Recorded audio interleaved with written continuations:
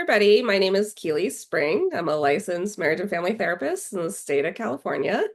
And today I have with me Tom. Tom and I have known each other for a while now. We were on the same board in the San Francisco Bay Area. So we got to know one another, collaborated, had a lot of good, productive conversations in that time. So looking forward to speaking with him today. Tom, if you could introduce yourself, your niche, kind of where you're at, location-wise, the basic stuff. Sure. Yeah, my name is Tom Bruett. I'm also a licensed marriage and family therapist and sex therapist. And I have a practice in California and Colorado. I live in Denver, Colorado now. I work mostly with relational clients, a lot with gay men and queer folks. I have a book that just came out, The Go-To Relationship Guide for Gay Men. And then I also train other therapists in a model called the developmental model of therapy. Mhm.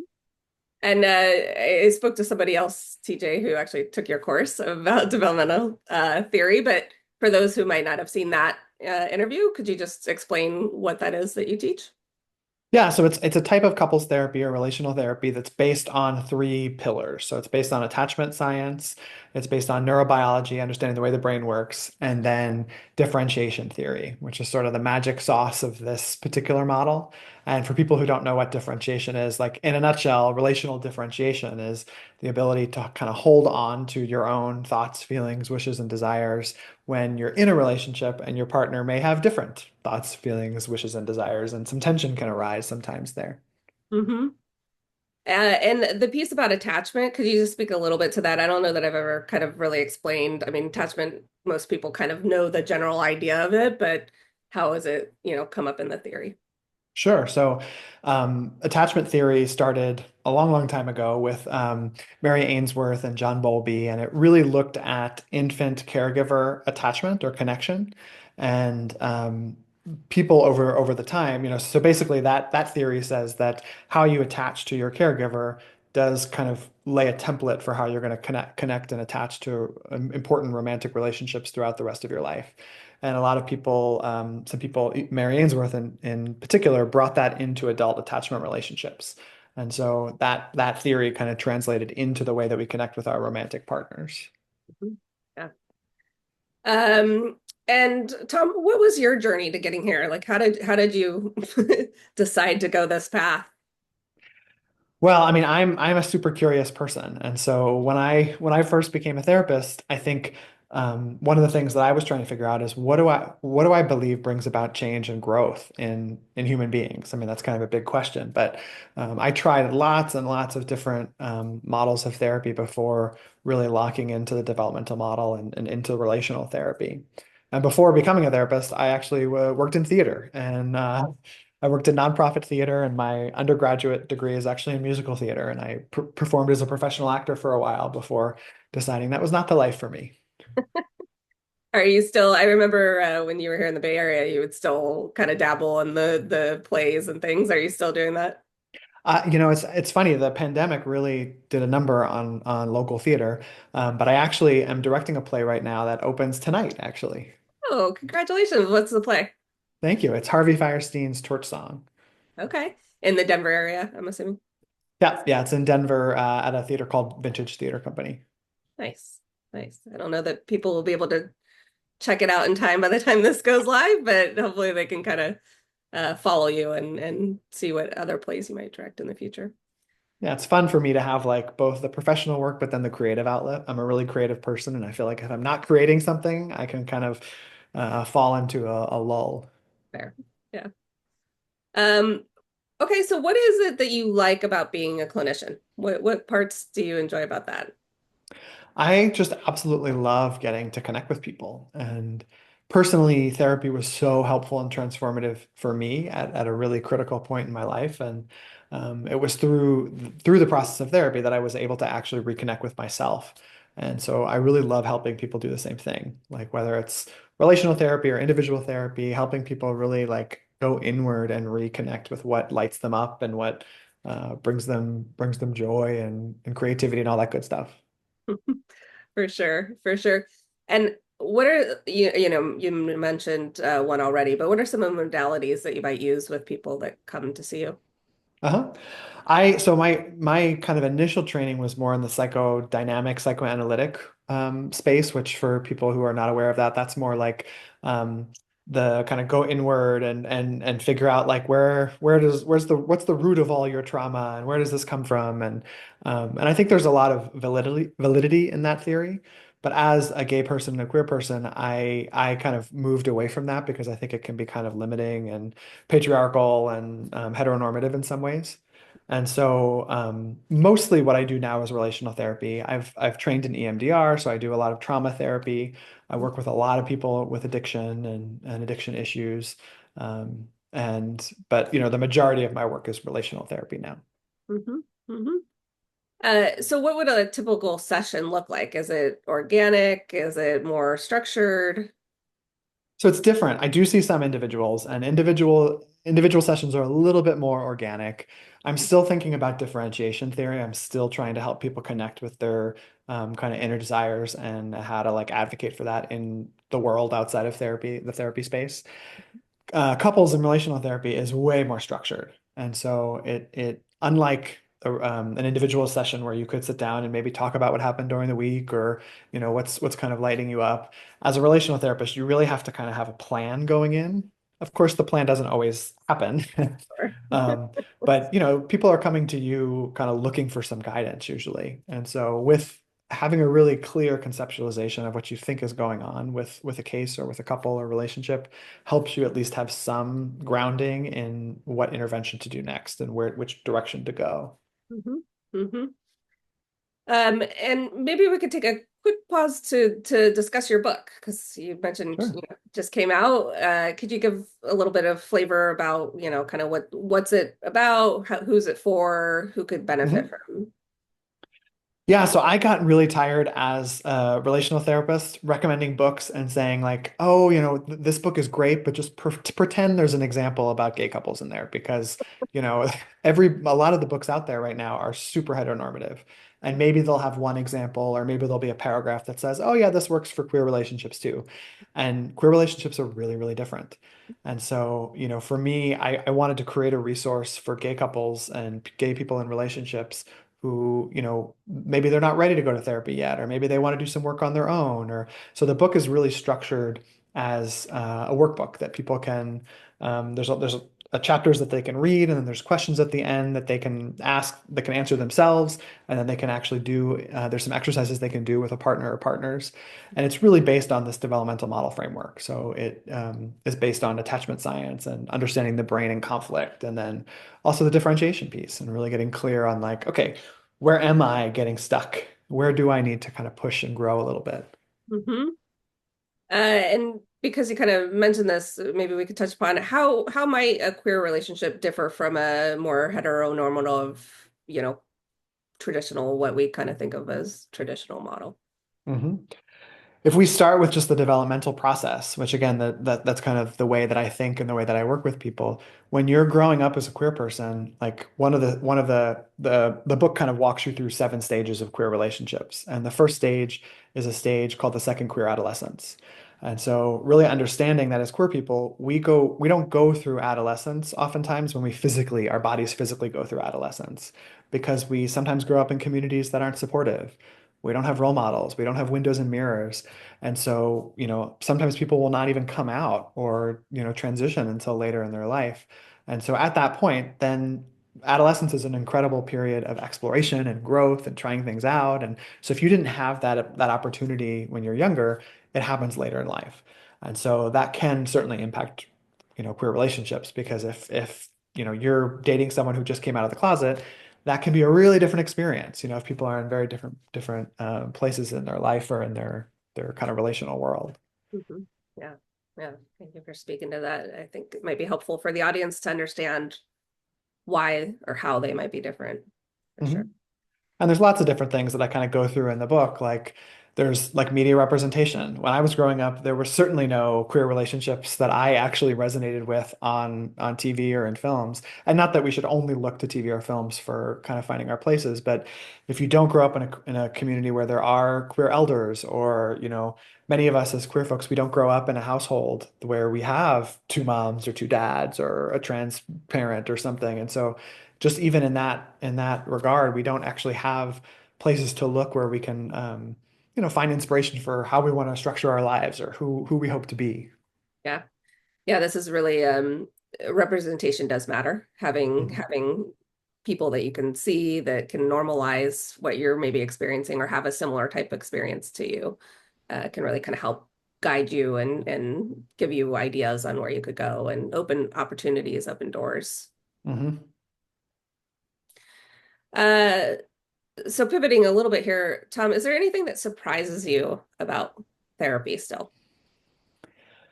I mean, one thing that I often say, even though I teach and train other therapists, there are moments in the room where I'm like, I don't know what to do, right? I gotta like slow down and figure out what's going on, what's happening. And this happens a lot of the time, sometimes with in relational situations, like when I'm working with couples or relational clients, where sometimes something happens in the room and I'm like, I'm not really sure what's happening here. So we kind of got to slow down and I think that's just par for the course here. I'm Mhm. hoping that for the rest of my professional life, I'm still learning things, I'm still evolving. That's part of what I love about this career. Yeah. Yeah, I think there is this maybe misnomer about therapists that we have all the answers, that we know every, thing. We know generally ideas, or we will see, clients that fall within a certain kind of type maybe. But we don't, then something will come in the door and we're like, "Oh, I have no clue what that is." And I don't know about for you, but sometimes I will just name that in the room and be like, "Oh, I have not had experience with that, but I can look into it and see if there's modalities or things that I could offer, right?" But there's this piece of we don't have all the answers, and we have to acknowledge as clinicians that we're not always going to be able to answer I everything. love the way that you phrase that too, because I think there are sometimes clinicians who won't acknowledge that or feel uncomfortable acknowledging that. But yeah, I mean, it's I think it's we're human, and so if there's something we don't know, I would much rather be transparent with a client about that. And then if I can certainly get more consultation or do more training or refer out if I'm not the right person to help. Right. For sure. For sure. Is there anything that you wish people knew or understood about therapy, whether it's kind of in the personal, conversations you have, or even in the work that we do? I think there's sometimes, and I think this is changing, but it still is if you were socialized or raised male, there is a lot of stigma still around like seeking therapy. And so depending on, who you are, if you're a gay man or you're a straight man or a trans man or whatever, like there can be this stigma that you only should go to therapy if there's a really serious problem. And it's actually like, and this is what I tell couples all the time, like I would much rather see you after you've been struggling for a year or 6 months or something than if you've been struggling for 8 years, because it does actually take longer to shift those patterns if they've been in existence a lot longer. And we know that just from the brain, right? Like the neural pathways, it takes time. And the stronger those neural pathways are, the longer and harder it's going to be to shift them. Yes. Yeah, 100%. I often will get men or people that identify as male coming to my office and being like, "Well, my partner said I should come in," right? And it's like, it's almost this uphill battle of like, "But why are you here? Let's talk about what you need here." So, That's a very developmental model intervention, bringing it back to them. Like, okay, what's actually your motivation for being here? yes, for sure. Okay, so last question in this kind of clinical area, Tom. Do you have a tool that we could share with the audience, something that's accessible that people could, perhaps use on their own or try? Yeah, that is a great question. So one thing that I think is really, really important is just this exercise around differentiation. So it's a really simple thing that people can, as long as you have a piece of paper and a pen, you can do this intervention. And so what I recommend people do is take a piece of paper and draw a big T on it so that you have 4 quadrants. And then in each of the quadrants, you're going to put in the first one thoughts, and the next one you're going to put feelings, and the next one you're going to put wishes, and the next one you're going to put desires. And then I encourage people to think about a topic that is important to them. And so it could be something about their relationship, something about work, whatever it is. Let's just, for example, use a relationship and someone's sex life. I want to have more sex. Okay, then you really break that down into what are the thoughts about that? What are the feelings about that? What are the wishes about that? And what are the desires about that? And what's really important about kind of breaking it down in that way is that oftentimes people will say, oh, well, they'll confuse the thoughts and the feelings and the wishes and the desires. And if you're confusing it and it's all kind of jumbled up, it's really difficult to actually articulate what is super important to you about any given topic. Mhm. And so I think that's just an exercise that people can use to get clear on what's actually important to them. Yeah, I love it.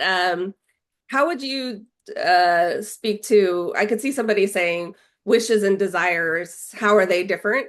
Mhm. Yeah, and that is a question I get all of the time. So wishes are more like I think like a genie, right? They're probably not going to they may feel so impossible that I may wish that I win $1 million in the lottery tomorrow. And a desire is a little bit more practical. Like this is something that you are longing for, and it probably is attainable. And kind of having that kind of spectrum of longings and desires, I think can just help you clarify more about what's important to you on a given topic. I love it. I love it. I might even start using it in my own practice. I like that. It's a It's good really powerful. People get it just helps people get a little bit more clarity about what actually is important to them.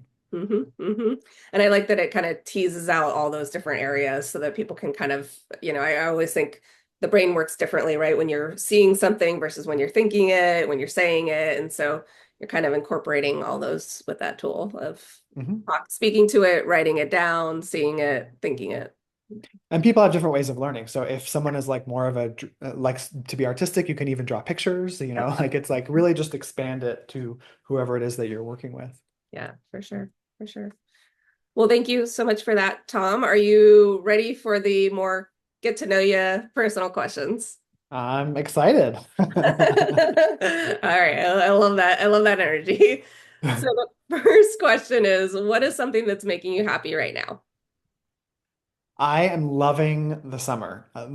So I was in the Bay Area for 10 years and I just missed warm summers. And so I have a garden that I've been planting outside and really a lot of flowers. And I never would have thought I was someone who would like gardening, but I'm just loving like warm weather activities. Yeah, for sure, for sure. And Denver always gets a bad rap for sun, but you actually get a ton of sun in the Yeah. Denver area. Yeah. Way more than in San Francisco. Way, way more. For sure. For sure. Okay, what's a favorite app of yours? A favorite app of mine, I love Insight Timer. And Oh, okay. so it's Mhm. a way that because for a long time, I liked doing guided meditations, but Insight Timer has this really great free app where you can set it to do like a bell every 5 minutes if you're going to do a 10, 15, whatever length of meditation you're going to do. And so I use that probably, I try to use it every day. I don't always get to it, but Sure. it's something I really like. Yeah. Okay, beach or mountains? Beach. Even though I live by the mountains now, Okay. I'm a beach guy. I Uh-huh. grew up on the Jersey Shore, and that's one thing I miss about living in Colorado is the ocean. The ocean, yeah. I can resonate with that. I've never been actually to New Jersey. But are they like the long beaches, kind of like Southern California style beach, like kind of yeah. Yeah, long beaches. I mean, obviously they're not as beautiful, one would say, Sure. as some of the California beaches, and you can't use them except for like 2 months out of the year. But I was a lifeguard growing up, and it was fun to kind of be on the Nice. Jersey Shore. Nice, yeah. Um, okay, what is one thing that movies never get right? Oh gosh, I mean, so one of the stages of of I think any relationship is the honeymoon stage, Mhm. and so a lot of couples will come in to see me or any kind of relational therapist when they're going from the honeymoon stage into the discovering differences stage. This usually happens like 2 years into a relationship, and your individuality starts to resurface after all the fun of the honeymoon stage. And I think a lot of romantic comedies really glamorize the honeymoon stage and they don't, it's not as interesting, right, to see people move into the discovering differences stage, unless you're just watching them fight. But really having constructive conflict where you are being respectful and differentiated, like I just wish that there was some depiction of that, but that would probably be boring for many people to watch. More realistic, but perhaps boring. It's fair. Yeah. Um, Okay, what's the best way to relax? I love going for a long walk. I kind of live near a park here in Denver, and so just getting out there, not listening to anything, putting off the podcast, the music, and usually if I've had a really stressful day, if I go for a walk at the end of the day, and as long as it's at least 20 minutes, I can just feel my like body relax. Just kind of taking in the sounds and the sights and kind of being really present and mindful in the moment. Yeah, I mean, what we do is so cognitive. We're Yeah, so in our heads that that's to get into my body again, it's like I need to do some brainstem activities. yeah, for sure, for sure. Again, I can totally resonate with that. Yeah. 100%. Okay, what's a dream trip location? Any places you want to go? Oh, there's so many. I mean, I love to travel. I wish I had unlimited time off and unlimited budget. But currently, I want to explore more of Asia. And Uh, so go to Thailand or I've been to Vietnam, which was beautiful. I've been to the Philippines, but I would love to just explore more of Asia. yeah, yeah. Yeah, it seems a lot of I always see like waves of people like going to different places. So right now a lot of clients or whatever are going to Japan and China and Korea and there seems to be a I don't know maybe it's Instagram or stuff people are starting to get inundated with like certain locations, but there's a lot It of is interesting the way that that happens, right? Like the zeitgeist, somehow people are all kind of going in yes, similar places. yes, yeah. Yeah, it's like, do you know that person? Because you guys are going to the same place at the same time. Um, okay, what advice would you give your younger self? I would say slow down. Mm, I can my if my Achilles heel can sometimes be being too ambitious and taking on too many projects and pushing myself too much. I think part of that's growing up as a gay boy and like feeling like, oh, I have to kind of prove myself somehow. But I also just like to be busy and do new things, and I'm curious and all that kind of stuff. But I would tell my younger self, slow down. Like your 20s are can be a time to just actually experiment and explore, and don't worry so much about what's coming down the pike. yeah, yeah, fair. It's interesting. I've always thought of you as somebody who's very ambitious. Like from the moment I met you, you were really good at marketing. You were already like doing a newsletter before it was like the thing people were doing. You were always kind of always going, right? I remember thinking like, oh, I could learn a lot from that guy in terms of all these different aspects. You're always kind of doing. The fact that you got a book, you're teaching, it resonates for And now sure. I got to learn how to slow down. That's my Fair, next fair, fair. Um, okay. Out of the four seasons, which one do you like the most? summer, hands down. Summer. Yeah. The sun, all the things we kind of talked The about. sun, the warm weather. I love the longer evenings. Like taking an evening walk when it's warm out is just like awesome. And I just love the heat and the beach, obviously. Yeah, for sure. Okay. We got three more questions here. So, what would be the worst superhero power to have? Reading people's minds, I think, for me. Yeah, it's a, You know, a I classic clinician one. yeah, I know enough. We've been trained to become intuitive enough that Yes. I don't want to take on what's in someone else's brain. I want them to, if it's important, to share it and do it in a constructive way. Yeah, 100%. What do people usually answer for that? Is it mostly, I would say, I mean, this is one of those things I want to go back and kind of look at all the different answers. I would say, rough estimate, about 70% would say mind reading. And uh-huh. then there's been a couple answers of touch, which also makes sense, Mm. right? If you can't touch somebody, you can't hug somebody, you can't, And then interestingly, two people said the Hulk, Ah, which, all valid. I think yeah, all would suck. So yeah, wouldn't want any of those superpowers. But I think, for me, this question comes from a place of I think any superpower could go wrong, yeah, depending on kind of how it's used but I think some of the ones like things that you can't turn off, mind reading, not being able to touch people, turning into a big green Hulk every time that you're upset, that would, yeah, you know, no control. yeah. That would be dangerous. Yes. Especially, yeah, I always think in a session. That one hit me. I have this visual of like a therapist getting mad or something to the whole. Uh, okay, what's an animal that resonates for you? I love dogs. I know it's cliche, but I love, I mean, we have a rescue dog. She's super cute, but I love pretty much any dog. Uh-huh. What type of dog do you have as a rescue? She is kind of a mix. She sort of looks like an Australian cattle dog. She's these really floppy, cute ears. Uh-huh, uh-huh. So kind of like that mid to larger size. Yeah. Okay, so final question. When you look back at your life, what do you hope you'll be able to say? I hope I will be able to say that I have really helped people find some healing and connection and community, and that I've been able to connect people and ideas and the classic helper wish and dream. I just hope that there's ripples that kind of go on well past my time being on this planet that are positive. That would be my biggest hope. It's beautiful. Thank you. Well, thank you, Tom. Appreciate it. You're officially seen. Thank you for taking some time to speak with me today. Is there anything before we hop off that we haven't covered that you want to make sure the audience is aware of before we end here? No, I just think what you're doing is really great. And I think the more visibility we can bring into how layered this profession is and how multidimensional, the better. Mhm. Yeah, great. All right. Thanks again, Tom. And You're for anybody welcome. watching, I will have Tom's information below so you can reach out and get in touch. Thanks for having me on. Thank you.